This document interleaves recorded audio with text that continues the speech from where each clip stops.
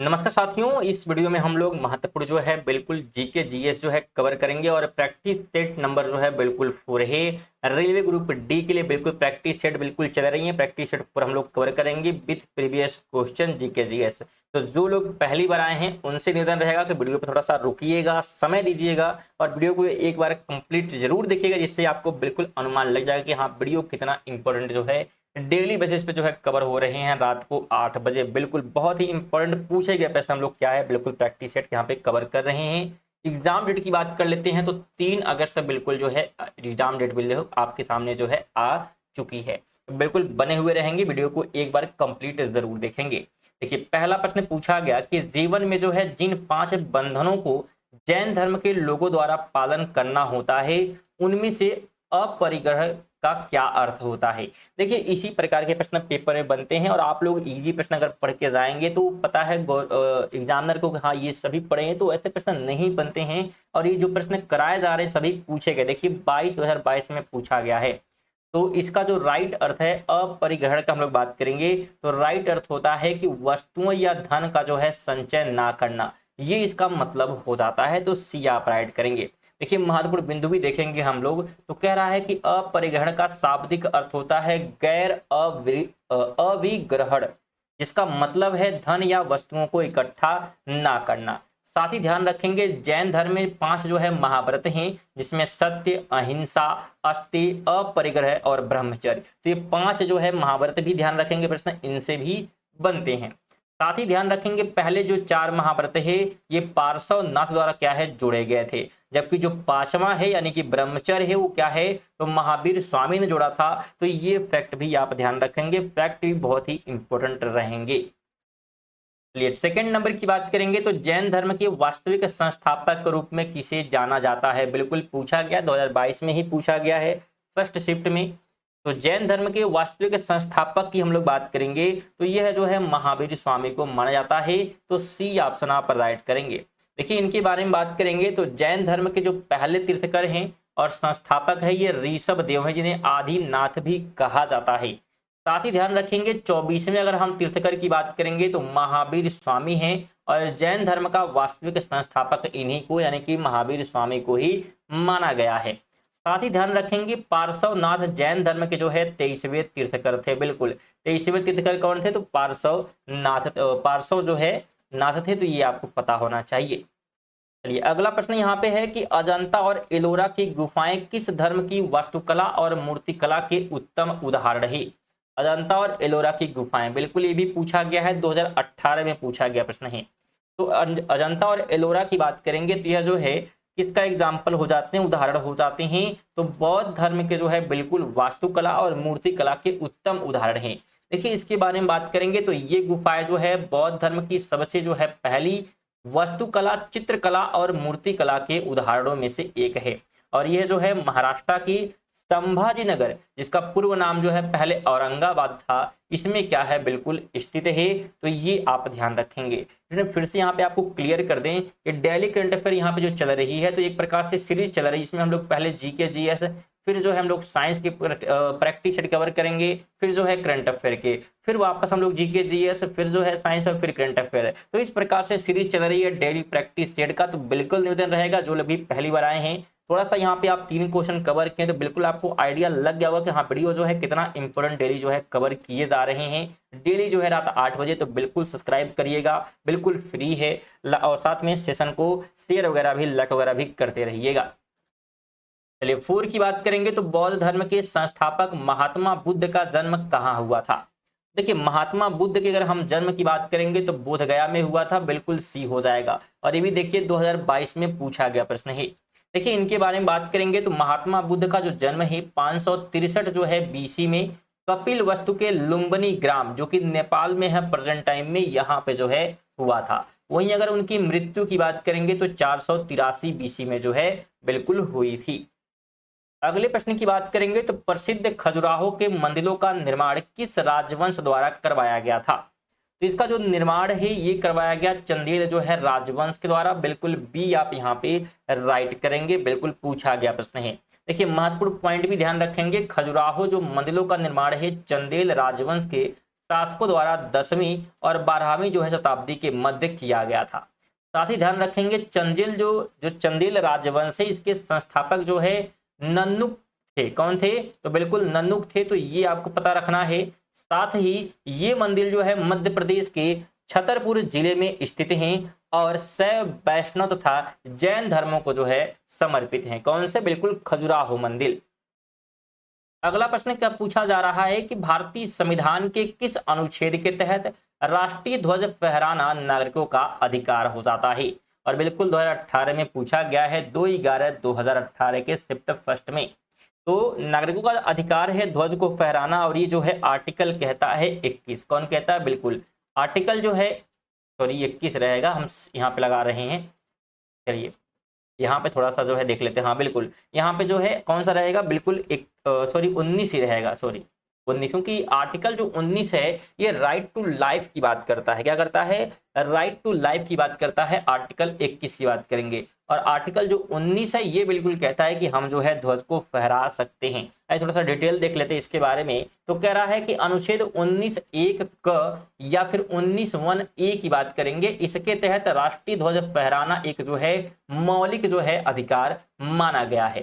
साथ ही ध्यान रखेंगे भारतीय राष्ट्रीय ध्वज तिरंगे की बात करेंगे, तो तिरंगे को जो है 22 जुलाई 1947 को जो है स्वीकार किया गया था, और इसका जो डिजाइन है ये पिंगली वेंकैया ने क्या किया था? तैयार किया था। किसने?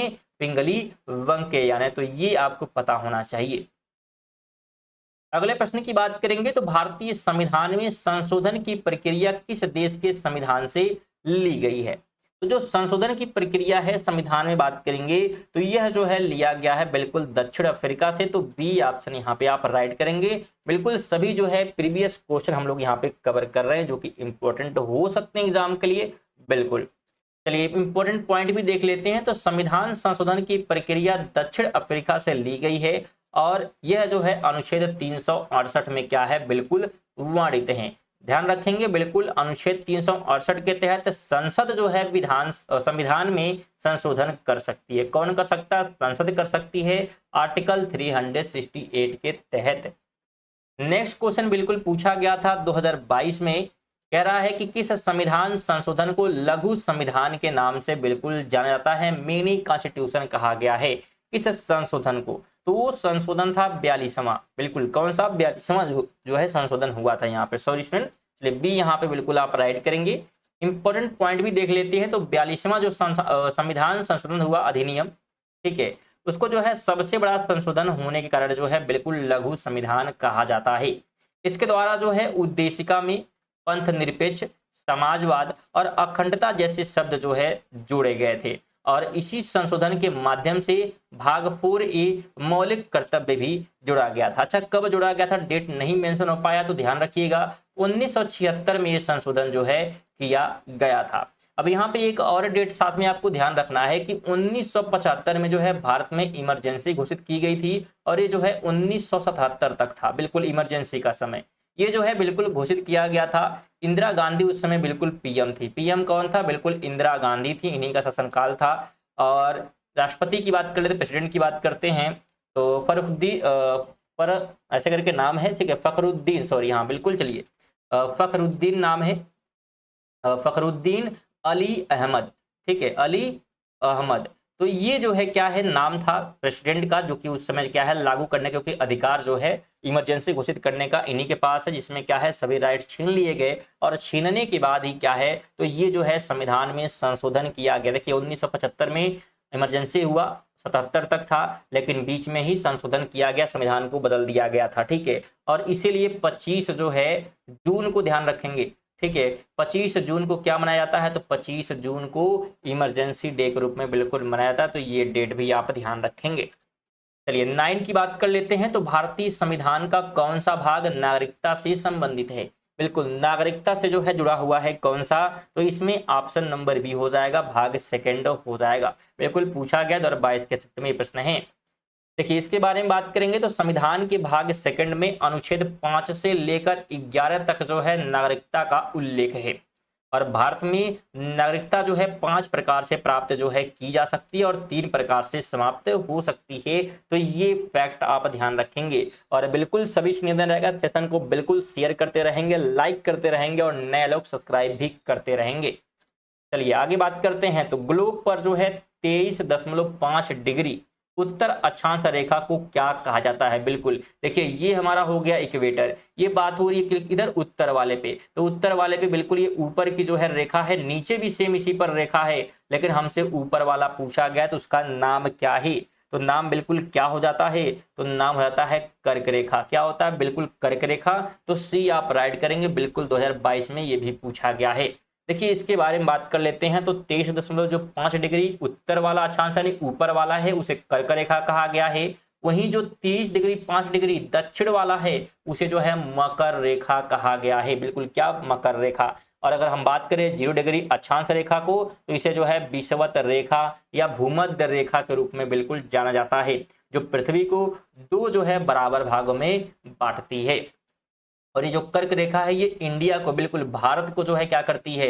2 बराबर भागों में बांटती है। तो ये इंडिया के बारे में ध्यान रखेंगे, कर्क रेखा के बारे में, जो कि भारत के 8 राज्यों से होकर गुजरती है। तो ये भी आपको पता होना चाहिए। चलिए 11 की बात करेंगे। भूमध्य रेखा के दोनों ओर 10 डिग्री अक्षांश तक के शांत जलवायु क्षेत्र को कहते हैं। तो उन्हें जो है बिल्कुल कहा जाता है क्या चीज? तो उसे डोल्ड्रम कहते हैं। बी ऑप्शन आप राइट करेंगे। देखिए इसके बारे में बात कर लेते हैं। बिल्कुल नहीं पता तो बिल्कुल कंफ्यूज नहीं होना है, बिल्कुल डिटेल में आपको चीजें बताई जाएंगी। देखिए डोल्ड्रम जो है भूमध्य रेखा के इर्द गिर्द 10 डिग्री उत्तर से लेकर 10 डिग्री दक्षिण तक बिल्कुल कम दबाव वाला जो है शांत क्षेत्र है। और यहाँ गर्मी अधिक होने के कारण हवाएं जो है शांत होती हैं और केवल संवहन धारा जो है प्रवाहित होती है। तो ये आप ध्यान रखेंगे डोल्ड्रम के बारे में। 12 नंबर कहता है कौन सा सागर ऑस्ट्रेलिया को न्यूजीलैंड से अलग करता है? उस सागर का नाम क्या है? तो उस सागर का नाम हो जाता है तस्मान सागर। क्या? बिल्कुल तस्मान सागर, बिल्कुल पूछा गया प्रश्न है। देखिए इसके बारे में बात करेंगे तो तस्मान सागर ऑस्ट्रेलिया और न्यूजीलैंड को अलग करता है और यह जो है दक्षिणी जो है प्रशांत महासागर में स्थित है। साथ ही ध्यान रखेंगे लाल सागर भूमध्य सागर को हिंद महासागर से अलग करता है। लाल सागर भूमध्य सागर को हिंद वाले से क्या करता है? तो अलग करता है। 13 नंबर की बात करेंगे। तुलनात्मक लागत का सिद्धांत किसने या किसके द्वारा जो है प्रतिपादित किया गया था? थ्योरी ऑफ कंपैरेटिव कॉस्ट की बात करेंगे तो यह जो है प्रतिपादित किया गया था डेविड रिकार्डो के द्वारा। बिल्कुल बी ऑप्शन यहाँ पे आप राइट करेंगे, बिल्कुल 2018 में पूछा गया प्रश्न है ये। देखिए इसके बारे में बात करेंगे तो तुलनात्मक लागत का सिद्धांत प्रसिद्ध जो है अर्थशास्त्री डेविड रिकार्डो ने दिया था। और इसके अलावा एडम स्मिथ को जो है अर्थशास्त्र का जनक कहा जाता है, यानी कि फादर ऑफ इकोनॉमिक्स के रूप में बिल्कुल एडम स्मिथ जाने जाते हैं। तो ये भी आप ध्यान रखेंगे। यहाँ पे एक ध्यान रखिएगा, बात क्या बताने वाले हैं बिल्कुल आपको, कि आपके लिए चैनल महत्वपूर्ण इसलिए भी है क्योंकि आप डेली हमारे चैनल के माध्यम से सुबह 6 बजे करंट अफेयर की डेली करंट अफेयर सीरीज भी क्या है कवर कर सकते हैं, जो कि ऑल एग्जाम के लिए इंपॉर्टेंट रहता है, चाहे आप ग्रुप डी की, एनटीपीसी की या किसी अलग एसएससी की या डिफेंस की तैयारी कर रहे हैं सभी के लिए। और जिस प्रकार ये हम लोग देख रहे हैं कि प्रत्येक प्रश्न से महत्वपूर्ण फैक्ट भी देख रहे हैं, उसी प्रकार जो है डेली 20 करंट अफेयर जो है बिल्कुल कवर होते हैं। तो बिल्कुल आप करंट अफेयर के लिए बेस्ट अगर चैनल ढूंढ रहे हैं तो बहुत ही महत्वपूर्ण चैनल है ये करंट अफेयर के लिए, बिल्कुल एक बार जरूर देखिएगा, विजिट करिएगा। चलिए 14 की बात करते हैं। तो समष्टि, ठीक है, क्या है? बिल्कुल समष्टि अर्थशास्त्र का जनक किसे माना जाता है? बिल्कुल पूछा गया प्रश्न है ये भी 2018 में। और इसका जो जनक है यह जो है जॉन मेनार्ड किन्स को कहा गया है। बी ऑप्शन आप राइट करेंगे। देखिए बात करेंगे तो जॉन जो है मेनार्ड किन्स को जो है समष्टि अर्थशास्त्र का जनक कहा जाता है। साथ ही ध्यान रखेंगे इसमें जो है अर्थव्यवस्था के भविष्य का आकलन और राजकोषीय संतुलन जैसे बड़े पहलुओं का अध्ययन किया जाता है। किसमें? तो बिल्कुल समष्टि अर्थशास्त्र में। अगला प्रश्न कहता है थांगटा किस राज्य की एक प्रसिद्ध मार्शल आर्ट शैली है? ठीक है, थांगटा की बात करेंगे तो यह जो है कहाँ की है? तो मणिपुर की है। बी ऑप्शन राइट हो जाएगा। और ये भी बिल्कुल 25/8/2022 के सेकंड शिफ्ट में पूछा गया प्रश्न है। देखिए इसके बारे में बात करेंगे तो थांगटा बिल्कुल मणिपुर राज्य की पारंपरिक जो है मार्शल आर्ट शैली है। इसके अलावा ध्यान रखेंगे बिहू की बात करेंगे, बगुरंबा की बात करेंगे तो ये दोनों जो है असम के प्रसिद्ध जो है लोक नृत्य हैं। अगला प्रश्न कहता है प्रसिद्ध पुस्तक सिलेक्शन डे के लेखक कौन है। 2018 का प्रश्न है, पूछा गया। तो इसके जो लेखक हैं यह जो हैं अरविंद अडिगा हैं। कौन है? अरविंद अडिगा हो जाते हैं। देखिए इसके बारे में बात करेंगे तो सिलेक्शन डे के लेखक अरविंद अडिगा हैं और इस पुस्तक में क्रिकेट के प्रति जुनून का जो है वर्णन किया गया है। साथ ही ध्यान रखेंगे विक्रम सेठ ने प्रसिद्ध पुस्तक ए सुटेबल बॉय जो है लिखी है, तो ये भी आप ध्यान रखिएगा। अगला प्रश्न कहता है कि विश्व तपेदिक यानी कि टीबी दिवस प्रत्येक वर्ष किस तिथि को मनाया जाता है। देखिए टीबी हम दिवस की बात कर लेते हैं तो यह हर साल 24 मार्च को मनाया जाता है। बिल्कुल ये आप क्या करेंगे, राइट कर लेंगे। देखिए इसके बारे में बात करते हैं तो विश्व टीबी दिवस प्रतिवर्ष 24 मार्च को मनाया जाता है और 24 अप्रैल की बात करेंगे तो राष्ट्रीय पंचायती राज दिवस और 24 जनवरी को राष्ट्रीय बालिका दिवस मनाया जाता है। तो ये दोनों डेट भी ध्यान रखें आप। अगले प्रश्न की बात करेंगे यूनेस्को द्वारा घोषित भारत का पहला विश्व विरासती शहर कौन सा है। जो यूनेस्को ने पहली बार जो है घोषित किया था तो उसका नाम हो जाता है अहमदाबाद। बिल्कुल बी आप राइट करेंगे और ये प्रश्न भी बिल्कुल पूछा गया है। देखिए इसके बारे में बात करेंगे तो 8 जुलाई 2017 को बिल्कुल 2017 को अहमदाबाद इसको भारत के पहले विश्व विरासती शहर का दर्जा दिया गया था। जयपुर को जो है जून 2019 में विश्व विरासत शहर के रूप में शामिल किया गया था। तो ये भी आप ध्यान रखिएगा। 19 की बात करेंगे नालसा का पूर्ण विस्तृत रूप क्या है, यानी कि फुल फॉर्म सिंपल सा जो है पूछा जा रहा है। तो इसका फुल फॉर्म हो जाता है national legal service authority, option number C. और ये भी पूछा गया प्रश्न है। देखिए इसके बारे में बात कर लेते हैं तो नालसा का अर्थ बिल्कुल हमने देखा कि नेशनल लीगल सर्विस अथॉरिटी है, जिसकी स्थापना हुई थी 9 नवंबर 1995 को हुई थी। बिल्कुल, और यह जो है भारतीय संविधान के अनुच्छेद 39A के तहत गरीबों को मुफ्त कानूनी सहायता प्रदान करने के लिए बनाई गई थी।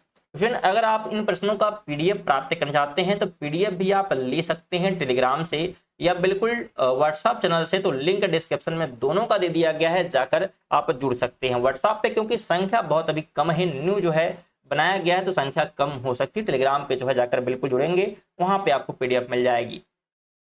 20 की बात करते हैं भारत में रॉकेट मैन के नाम से किसे जाना जाता है। बिल्कुल रॉकेट मैन ऑफ इंडिया की बात करेंगे तो इस रूप में जो है के जो है सिवान को बिल्कुल जाना जाता है। तो बी ऑप्शन आप राइट करेंगे, बिल्कुल पूछा गया प्रश्न है। देखिए बात कर लेते हैं तो इसरो के जो है पूर्व अध्यक्ष थे डॉक्टर के सिवान को जो है रॉकेट मैन के नाम से बिल्कुल ये प्रसिद्ध हैं, योगदान के लिए बिल्कुल जो है जाने जाते हैं। तो महत्वपूर्ण योगदान ही और इसीलिए रॉकेट मैन के नाम से बिल्कुल प्रसिद्ध हैं।